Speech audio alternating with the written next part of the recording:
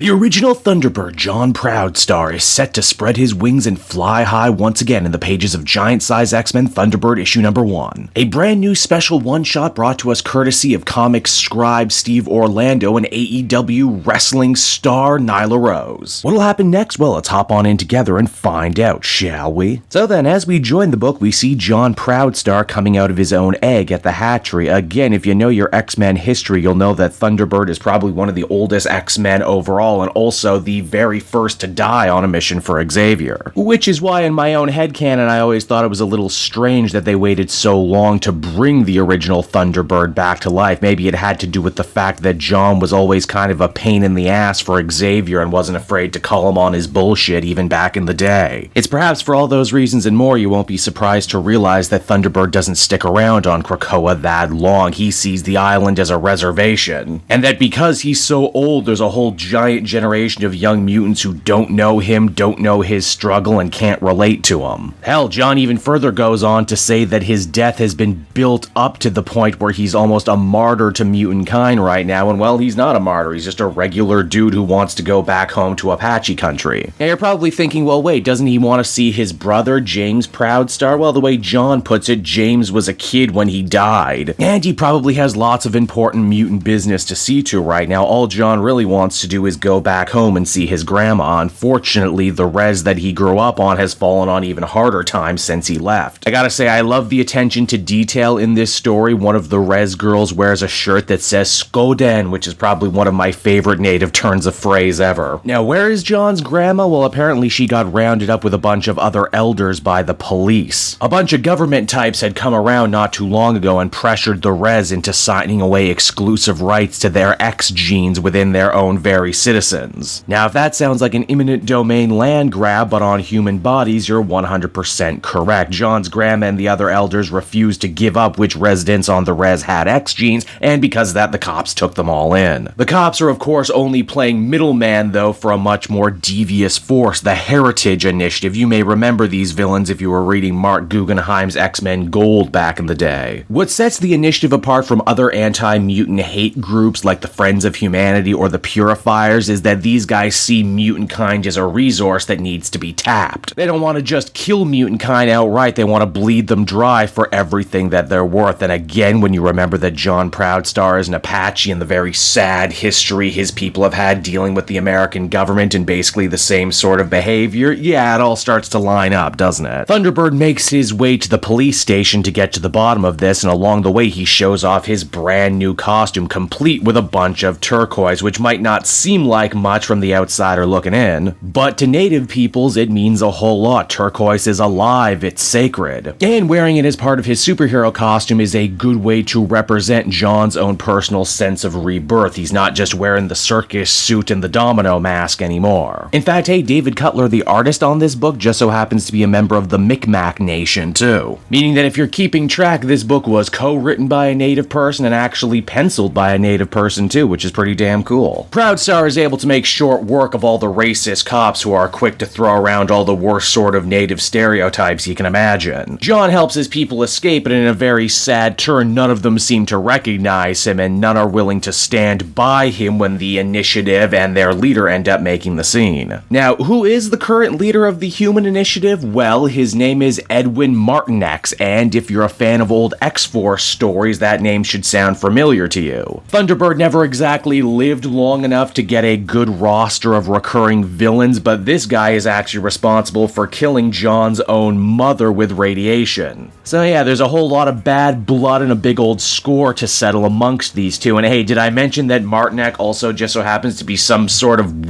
jackal creature? Only in comics can you be both an anti-mutant supremacist, an evil scientist, and a jackal monster all at the same time. During the fight, Martinek is quick to reiterate what I had already mentioned, and that is that mutant kind doesn't remember John, and his own people don't seem to remember him either, so what's the point of fighting these battles? Luckily, it's at this point John's grandma actually ends up making the scene and manages to talk Thunderbird out of killing Martinek, saying that if he does so, all it will serve to do is paint a massive target on everyone else's back on the res. And besides, the cops have actually broken more laws than anyone right now, so there's nothing stopping John and the rest of his people from just walking off into the sunset, which is exactly what they do. Back on the res, John and his grandma celebrate by planting one of those Krakoan gate flowers. Again, Thunderbird isn't exactly sure where life is going to take him. He's been dead for so long, and even when he was alive, he felt like he was a man of two worlds. Can Xavier be trusted? Do his mutant people need him, or do his Apache people need him more? Grandma says that at the end of the day, she never saw much difference between mutants and natives. An oppressed people is an oppressed people through and through, and that maybe there's something not too bad about being able to walk in two worlds at once. Heck, John and his grandma are even met by James, meaning that this story is able to end on a very happy note as the whole Proudstar family is finally reunited. And so that was giant-sized X-Men Thunderbird issue number 1, everyone. This is a comic that I've been waiting for a really long time, and I was not disappointed. Orlando and Rose do a great job weaving one hell of a tale that manages to both feel fulfilling for old X-Men fans who have been clamoring for the original Thunderbird's return, but also feel very current as well. I love Thunderbird's new costume. I love all the little native references and Easter eggs that make this story feel that much more authentic. And I'm so glad that Marvel, at a time when there's a sea of X-Men books right now, they knew it was important for Thunderbird to actually get this story told about him in this way. Overall, I'd give it a very strong 8.5 out of 10. It's good stuff.